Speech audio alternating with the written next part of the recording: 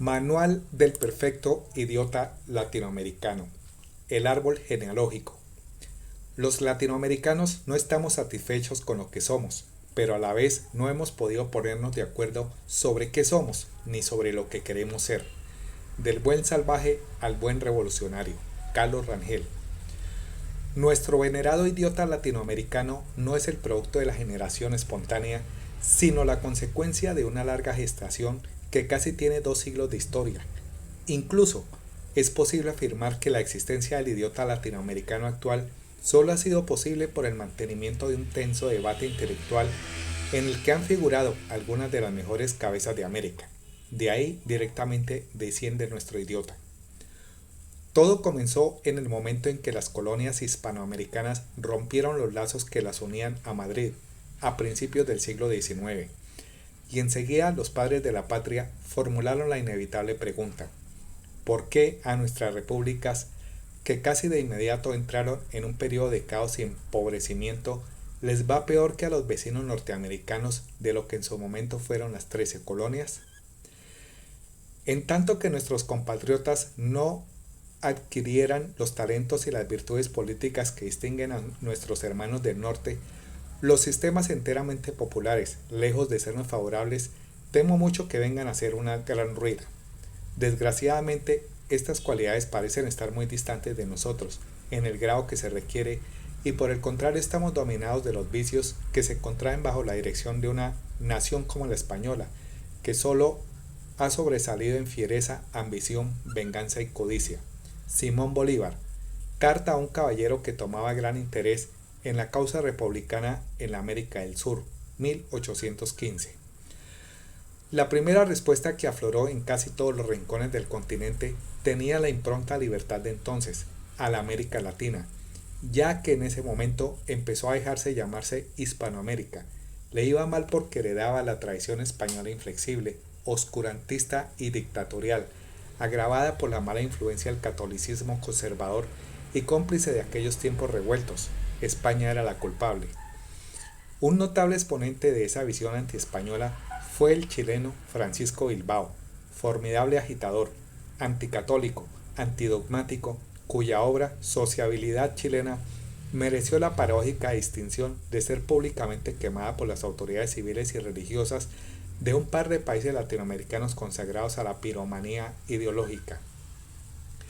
Bilbao, como buen liberal y romántico de su época, se fue a París y allí participó en la estremecedora revolución de 1848.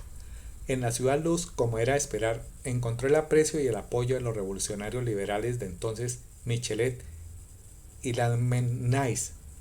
Como cuenta Zumfelde, lo llamaron nuestro hijo, y mantuvieron con él una copiosa correspondencia.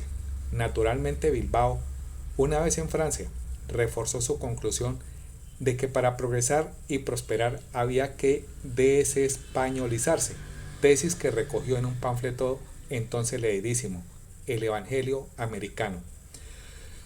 De vuelta a Chile, en 1850 fundó la Sociedad de la Igualdad y dio una batalla ejemplar por la abolición de la esclavitud.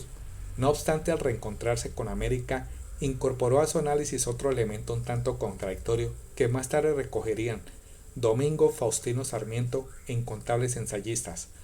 No solo hay que desespañolizarse, también hay que desindianizarse, tesis que el autor de Facundo acabó por defender en su último libro, Conflictos y Armonías de las Razas en América.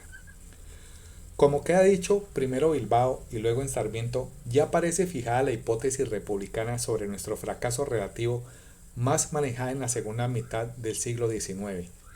Nos va mal porque tanto por la sangre española como por la sangre india y por supuesto por la negra nos llegan al atraso, la incapacidad para vivir libremente y, como alguna vez dijera desesperado Francisco de Miranda, el bochinche, el eterno bochinche latinoamericano a que son tan adictos nuestros inquietos idiotas contemporáneos. A lo largo de todo el siglo XIX, de una u otra forma, es esta la etiología que la clase dirigente le asigna a nuestros males, y no hay que ser demasiado sagaz para comprender que esa visión llevaba de la mano una comprensible y creciente admiración por el panorama prometedor y diferente que se desarrollaba en la América del origen británico. De ahí que los dos pensadores más importantes de la segunda mitad del siglo XIX, el mencionado Sarmiento y Juan Bautista Alberdi, enriquecieran el juicio de Bilbao con una suposición concreta: imitemos dentro de nuestras propias peculiaridades a los anglosajones, imitemos su pedagogía, sus estructuras sociales, su modelo económico, su constitución, y de ese milagro facsimilar saldrá una América Latina vigorosa e inderrotable. Se imita a aquel en cuya superioridad o cuyo prestigio se cree. Es así como la visión de una América deslatinizada por su propia voluntad, sin la extorsión de la conquista y renegada, luego a imagen y semejanza del arquetipo del norte, flota ya en los sueños de muchos sinceros interesados por nuestro porvenir, inspira la fruición con que ellos formulan a cada paso los más sugestivos paralelos, y se manifiesta por constantes propósitos de innovación y de reforma. Tenemos nuestra nordomanía. Es necesario ponerle los límites que la razón y el sentimiento señalan de consumo. Jorge Enrique Rodó, Ariel, 1900. Solo que a fines de siglo, esa fe en el progreso norteamericano, esta confianza en el pragmatismo y este deslumbramiento por los éxitos materiales comenzaron a resquebrajarse, precisamente en la patria de Alberdi y de Sarmiento, cuando en 1897 Paul Groussac, prior de la intelectualidad rioplatense de entonces, publicó un libro de viaje, Del Plata al Niágara, en el que ya planteaba de modo tajante el enfrentamiento espiritual entre una América materialista anglosajona y otra hispana cargada por el peso ético y estético de la espiritualidad latina. Groussac no era un fracasado, sino un francés en toda la regla, un francés aventurero que llegó a Buenos Aires a los 18 años sin hablar una palabra de español, mas consiguió dominar el castellano con tal asombrosa perfección que se convirtió en el gran dispensador de honores intelectuales de la época. Llegó a ser director de la Biblioteca Nacional de Buenos Aires. Se decía exageradamente que había leído todos los libros que había en ella, y desde su puesto ejerció un inmenso magisterio crítico en los países del Cono Sur.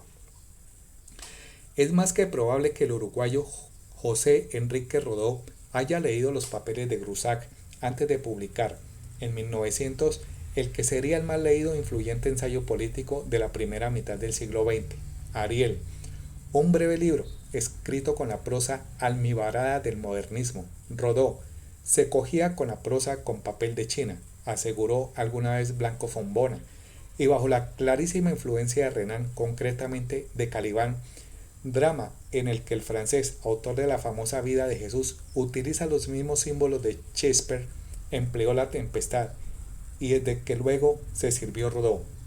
¿Qué significó en todo caso el famoso opúsculo de Rodó?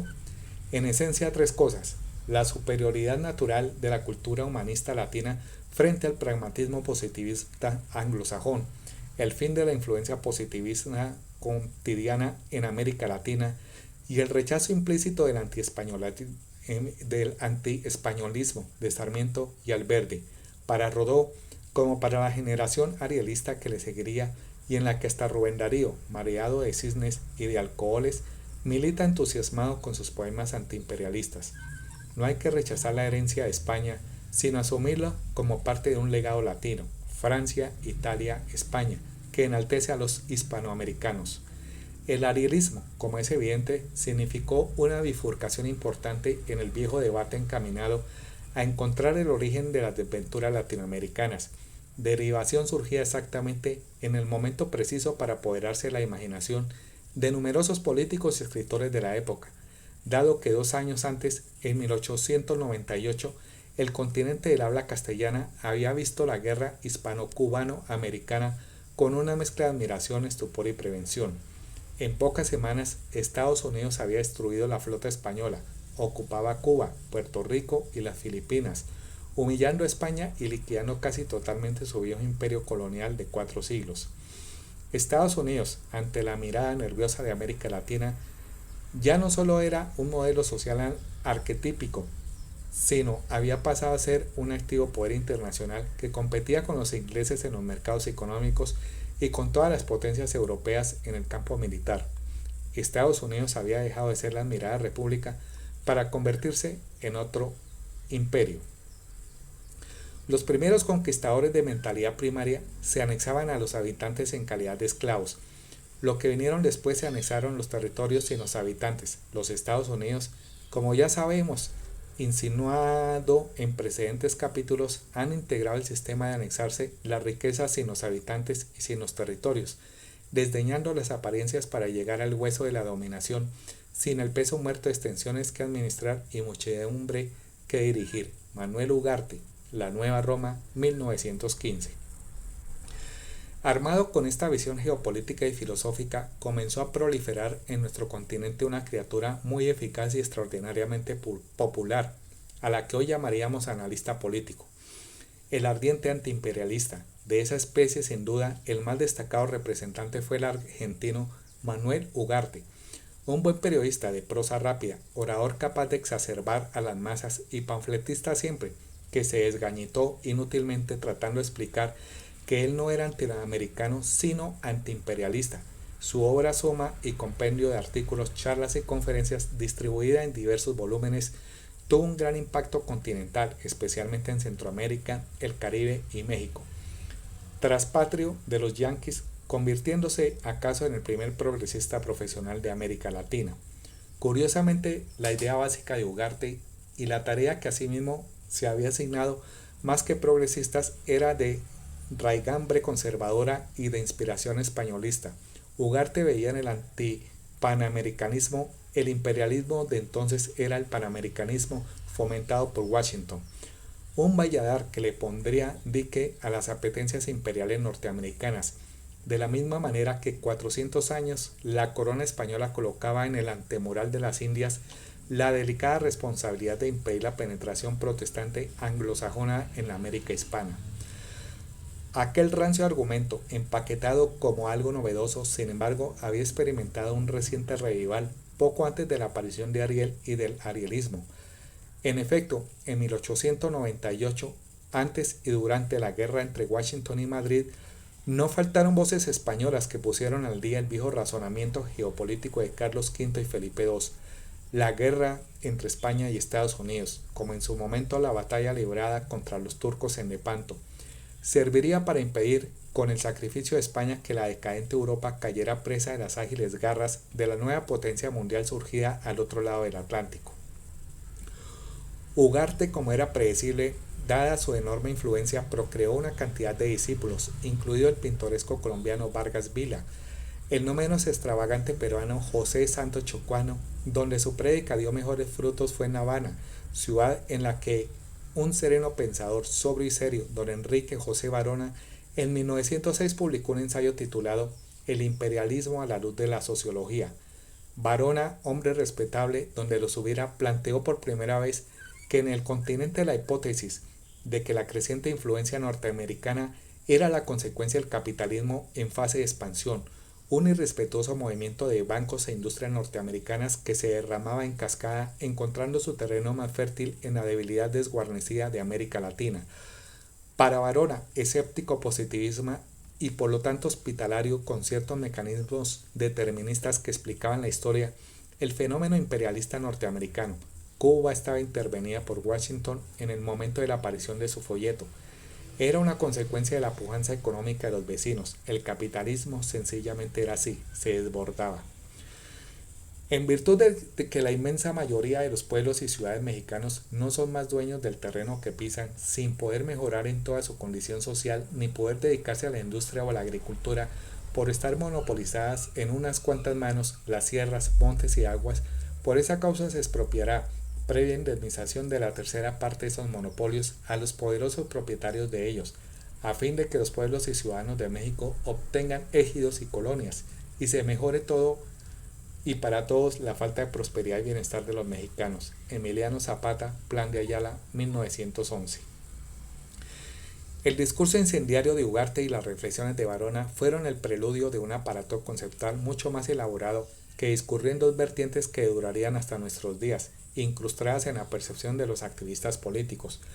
La primera corriente fue el nacionalismo agrarista, surgido a partir de la Revolución Mexicana de 1910, y la segunda la aparición del marxismo como influencia muy directa de nuestros pensadores más destacados, presente desde el momento mismo del triunfo de la Revolución Rusa en 1917. De la Revolución Mexicana quedaron la mitología ranchera de Pancho Villa, más tarareada y respetada, y la también sugerente reivindicación agrarista cuajada en torno a la figura borrosa y muy utilizada de Emiliano Zapata. Quedó asimismo la Constitución de Querétaro de 1917 con su fractura del orden liberal creado por Juárez en el siglo anterior y el surgimiento del compromiso formal por parte de un Estado que desde ese momento se responsabilizaba con la tarea de importar la felicidad y la prosperidad entre todos los ciudadanos mediante la justa retribución de la riqueza. Del periodo de exaltación marxista y de esperanza en el experimento bolchevique, el más ilustre de los representantes fue, sin duda, el médico José Ingenieros, 1877-1925.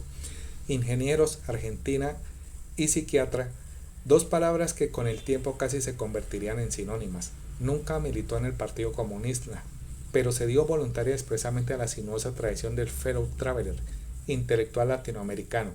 Nunca fue miembro del Partido Comunista alguno, pero apoyaba todas sus causas con la pericia de un francotirador certero y fatal. Los libros de Ingenieros, bien razonados pero escritos en una prosa desdichada, durante la primera mitad del siglo estuvieron en los anaqueles de casi toda la inteligencia latinoamericana. El hombre mediocre, las fuerzas morales, o hacia una moral sin dogmas, se leían tanto en Buenos Aires como en Quito o Santo Domingo. Sus actividades como conferencista y polemista, su penetrante sentido del humor y su irreverente corbata roja, no muy lejana del paraguas carmín que entonces blandía en España el improbable anarquista Azorín, lo convirtieron no solo en el vértice del debate, sino que lo dotaron de un cierto airecillo de dandismo socialista, tan atractivo que aún hoy suele verse su huella trivial en algunos intelectuales latinoamericanos más enamorados del gesto que de la sustancia. En esta época, con la aparición de una ideología nueva que traduce los intereses y las aspiraciones de la masa, la cual adquiere gradualmente conciencia y espíritu de clase, surge una corriente o una tendencia nacional que se siente solidaria con la suerte del indio. Para esta corriente la solución del problema del indio es la base de un programa de renovación o reconstrucción peruana. El problema del indio cesa de ser, como en la época del diálogo de liberales y conservadores, un tema adjetivo secundario para representar el tema capital. José Carlos Mariátegui, Regionalismo y Centralismo, 7 ensayos de interpretación de la realidad peruana, 1928. Tras el magisterio de Ingenieros, la respuesta a nuestra sempiterna y acuciante indagación ¿por qué nos va tan mal a los latinoamericanos?, se desplazó de Buenos Aires a Lima, y allí dos importantes pensadores le dieron su particular interpretación. Curiosamente, estos dos pensadores, ambos peruanos, José Carlos Mariátegui y Víctor Raúl Haya de la Torre, iban a encarnar cada uno de ellos las dos tendencias políticas que ya se apuntaban en el horizonte. De un lado, el marxismo de los bolcheviques rusos y del otro, el nacionalismo estatizante de los mexicanos. José Carlos Mariátegui, 1895-1930, tuvo una vida corta y desgraciada. Prácticamente no conoció a su padre y una lesión en la pierna que lo dejó cojo desde niño se convirtió más tarde en una amputación en toda regla, desgracia que amargó severamente los últimos años de su breve existencia. Fue un estudiante pobre y brillante, buen escritor casi desde la adolescencia, formada por los frailes, y quizá su único periodo de felicidad fue el que alcanzara durante los 4 años que pasó en Europa, paradójica y tanto oportunistamente becado por su enemigo el dictador Augusto Leguía. En 1928 Mariátegui escribió un libro titulado 7 ensayos de interpretación de la realidad peruana, que continuó fecundando durante varias décadas a la promiscua musa de los idiotas latinoamericanos. La obra es una mezcla de indigenismo y socialismo, aunque no están exoneradas ciertas manifestaciones racistas antichinas y antinegras, como en su momento señala el brillante ensayista Eugenio Chan Rodríguez. Para Mariátegui, el problema indio, más que un problema racial, ya dentro de un análisis de inspiración marxista, era un conflicto que remitía a la posición de la tierra. El gamonalismo latifundista era responsable del atraso y la servidumbre espantosa de los indios, pero ahí no terminaban los problemas del agro peruano. También pensaba como una lápida la subordinación de los productores locales a las necesidades extranjeras. En Perú solo se sembraba lo que otros comían en el exterior. Probablemente muchas de estas ideas, las buenas y las malas, en realidad pertenecían a Víctor Raúl Haya de la Torre, ya que la primera militancia de Mariátegui fue junto a su compatriota y fundador del APRA, pero ambos, al poco tiempo de entrar en contacto, empezaron a desplazarse hacia posiciones divergentes. En 1929, en medio del fallido intento de crear en Lima un partido de corte marxista, el Partido Socialista del Perú, Mariátegui planteó un programa mínimo de 6 puntos que luego con diversos matices veremos reproducido una y otra vez en prácticamente todos los países del continente.